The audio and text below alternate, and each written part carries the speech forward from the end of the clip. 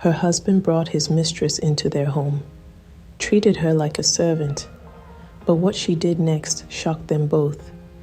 This is the gripping tale of a woman betrayed who rises from heartbreak to take control of her life and fight back. Stay tuned, because this is just the beginning. The night air outside the Ofori mansion was cool, but inside, the tension was thick and suffocating. Kwame Ofori stormed into the living room, his face contorted with frustration. His usually calm, calculated demeanor was replaced by an anger he could no longer suppress. His home, once a sanctuary, had become a battlefield. "Akosua," he barked, his voice trembling with tension. "Are you mocking me again?" Akosua stood at the far end of the room, arms folded tightly across her chest, her gaze icy and unflinching. This was not the first time they had clashed like this, and it would not be the last. But today, something inside her felt different, stronger. Her voice was steady, sharp as glass. "Mocking you?" she said, her words slicing through the thick silence. "Or maybe you're just feeling guilty, Kwame." Kwame's jaw tightened.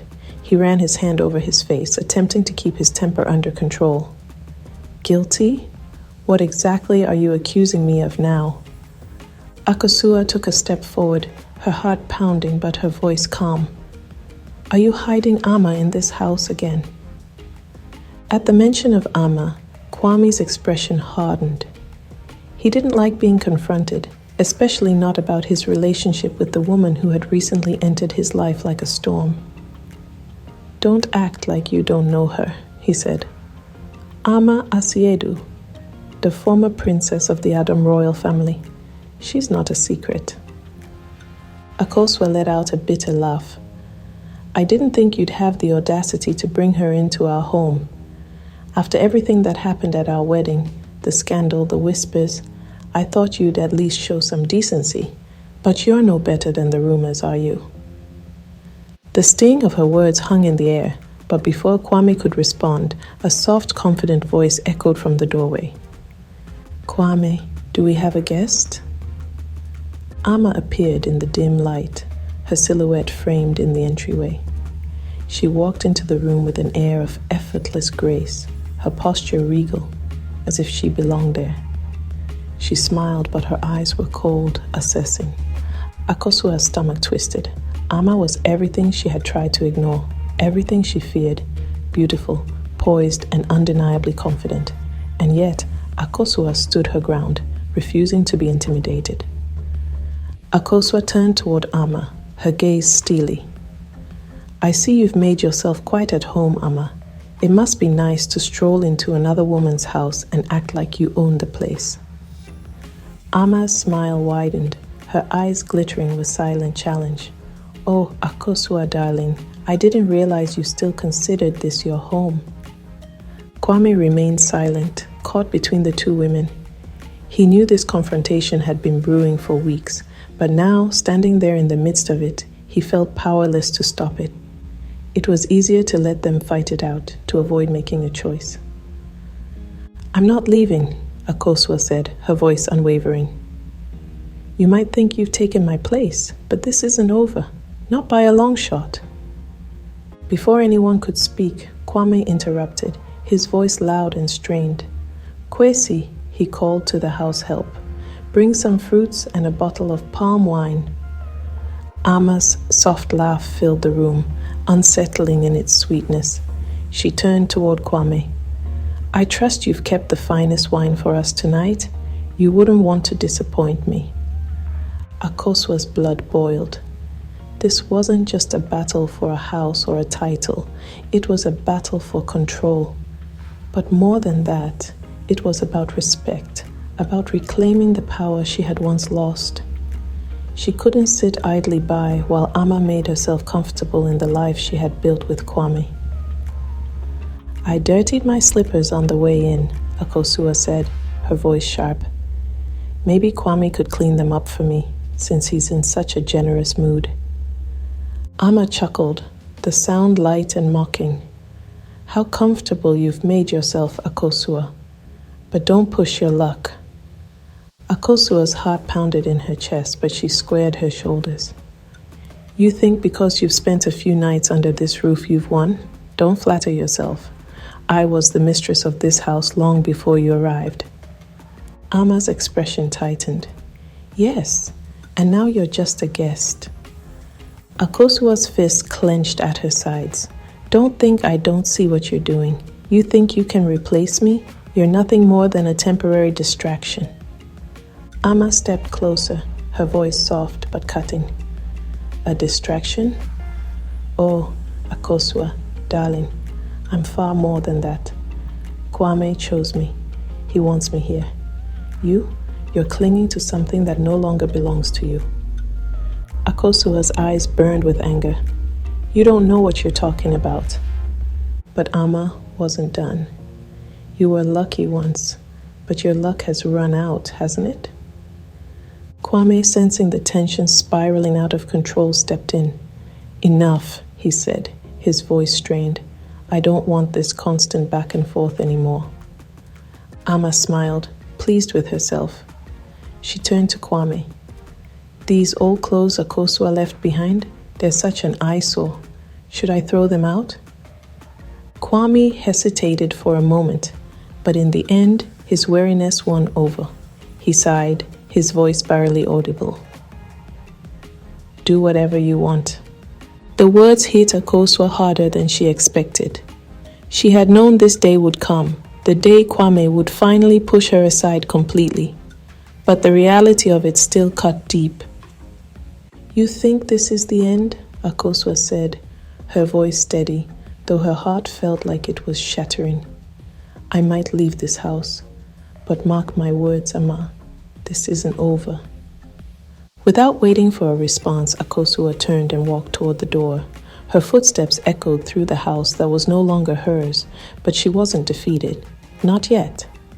Kwame stood silently watching her go, his face unreadable.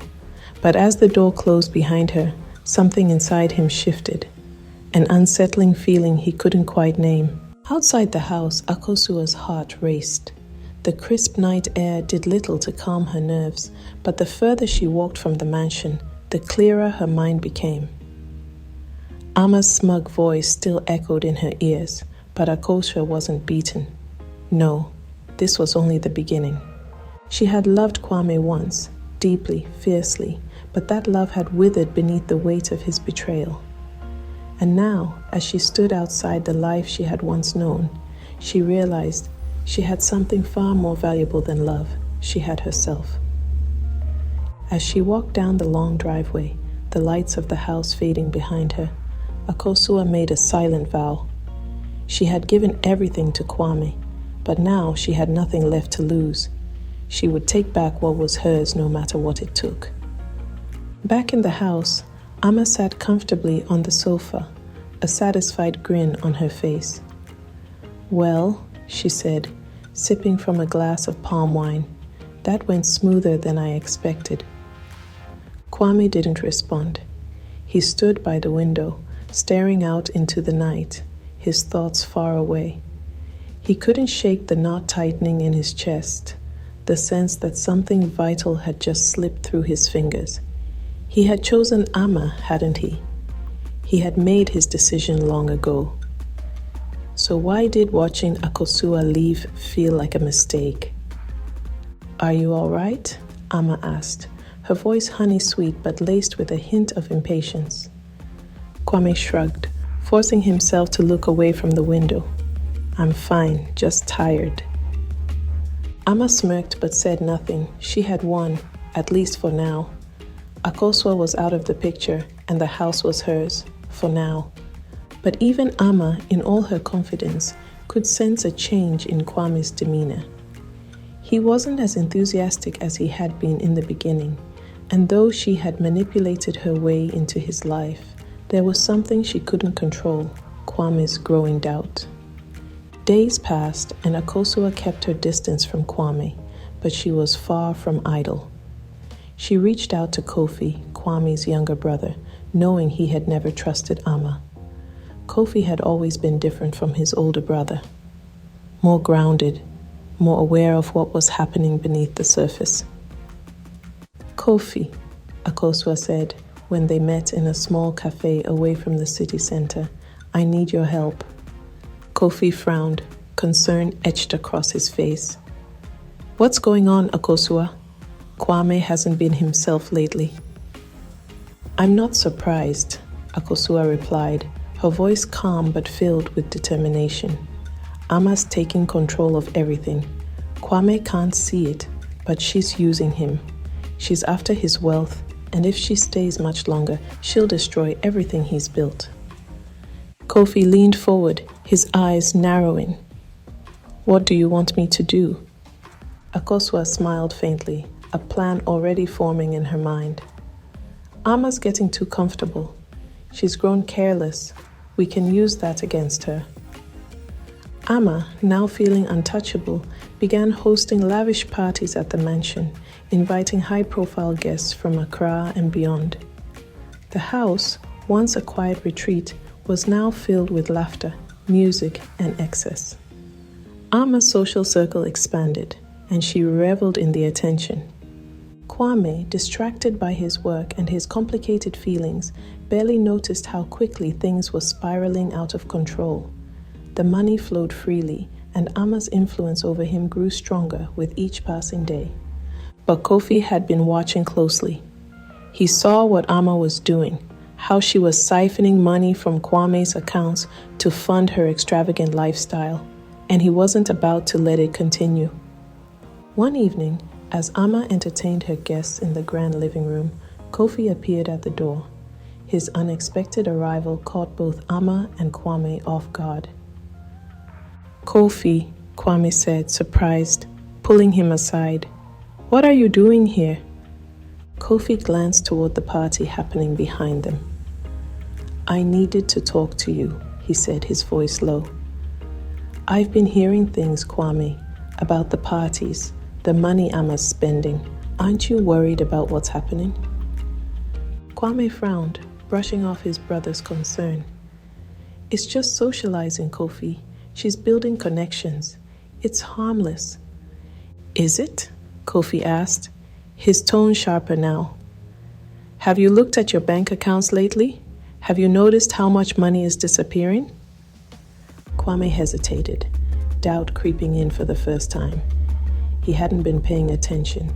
He had let Ama handle things, trusting her to keep everything under control. But now, seeing the seriousness in Kofi's eyes, he felt a cold dread settle in his chest. I'm telling you, Kwame, Kofi continued, his voice urgent. Ama's using you. She's not who you think she is. That night, after the party had ended and the guests had left, Kwame couldn't sleep. He lay awake, staring at the ceiling, Kofi's words echoing in his mind. Something wasn't right. He could feel it in his gut. He hadn't wanted to see it before, but now, with the seed of doubt planted, he couldn't ignore it. The next morning, while Ama was still asleep, Kwame quietly checked his financial records. His hands trembled as he scrolled through the transactions, the truth hitting him like a punch to the stomach. Ama had been siphoning money from his accounts for months, transferring large sums into accounts in her name. She had lied to him, manipulated him, used him. His mind raced, the weight of betrayal sinking in. He had trusted her, he had let her into his life, his home, and she had taken advantage of him. The realization stung, but more than that, it filled him with a deep sense of shame. How could he have been so blind? As he sat there staring at the damning evidence, Kwame felt the ground beneath him shift. Everything he had built was crumbling, and it was his own fault. But as much as he wanted to blame Ama, he couldn't ignore his own role in this disaster. That evening, Kwame confronted Ama in the living room. She was lounging on the sofa, her expression relaxed and confident, completely unaware of the storm about to hit. You've been stealing from me, Kwame said, his voice low and controlled, though inside he was boiling with anger. Ama looked up at him, her smile fading. What are you talking about? Don't lie to me, Ama, Kwame snapped, his voice rising. I've seen the transfers. You've been draining my accounts. using my money to fund your lifestyle. Ama's expression shifted from confusion to defiance. She straightened her back, no longer playing the role of the sweet mistress. So what if I did? She shot back, her voice cold. Do you really think I'd stay with a man like you, someone who's lost control of his own life, without making sure I got something out of it? Kwame was stunned by her boldness. I trusted you, he said quietly, the words barely a whisper. I let you into my life, into my home. Ama laughed, the sound bitter and sharp. You let me in because you were weak. You needed someone to make you feel important again. But trust? Don't fool yourself. You never really trusted me. The truth of her words cut deeper than Kwame expected. He had been a fool, letting himself be manipulated by someone who saw him as nothing more than a stepping stone. But now, the veil had been lifted, and he could see her for who she truly was. In a moment of clarity, Kwame realized there was only one person who could help him fix this mess, Akosua. She had seen the truth from the beginning, and he had pushed her away, but now he needed her. He reached out to her the next day, asking to meet at the same cafe where she had once conspired with Kofi. When she arrived, her posture was confident, her expression unreadable. Kwame, on the other hand, looked worn down, humbled by the weight of his mistakes. I should have listened to you, Kwame admitted, his voice thick with regret. Ama was using me. I didn't see it, but you did. Akosua regarded him for a long moment, her gaze steady. I warned you, Kwame, but you chose to ignore me. Now what? I need your help, Kwame said, his voice laced with desperation. I can't get rid of her on my own. Akosua remained silent for a moment, weighing her options. She could walk away and let Kwame deal with the consequences of his choices. But something in his eyes, his sincerity, his regret, made her reconsider. This wasn't about revenge anymore. It was about reclaiming her power and showing Kwame that she had moved on, stronger and more independent than ever before. I'll help you, Akosua said finally, her voice calm but firm. But not for you. I'm doing this because I won't let everything we built together be destroyed. With Akosua and Kofi's help, Kwame gathered the evidence he needed to expose Ama's schemes. Legal action was swift, and Ama, faced with the reality of her crimes, was forced to leave the mansion in disgrace. As she packed her things and walked out of the house, her head held high despite the humiliation, Akosua watched from the doorway. There was no satisfaction in seeing Ama's downfall, only a quiet sense of closure. Ama had tried to take everything from her, but in the end, Akosua had won. Not by defeating Ama, but by reclaiming her own life. In the weeks that followed, Akosua threw herself into reviving Ofori Enterprises. Her sharp business instincts, coupled with the confidence she had gained from running her own fashion business, transformed the struggling company. Employees, who had once lost hope, were energized by her leadership. Kwame watched in awe as Akosua breathed life back into the company. For the first time in months, he felt a sense of purpose returning. He worked alongside her, learning from her, following her lead. But as the business began to stabilize, Kwame realized something else, something he had been too blind to see before. Akosua wasn't just the woman he had once loved. She was a force of nature, a woman who had risen from the ashes of their broken relationship stronger than ever before. One evening, after a long day at the office, Kwame and Akosua sat in the conference room, going over the final details of a new project. The air between them had shifted. There was respect now, a mutual understanding. I have to say, Akosua, Kwame began, his voice soft, I never realized how strong you were. I was blind to your strength.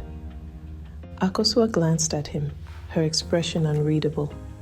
She had heard apologies from Kwame before, but this time it felt different, more genuine.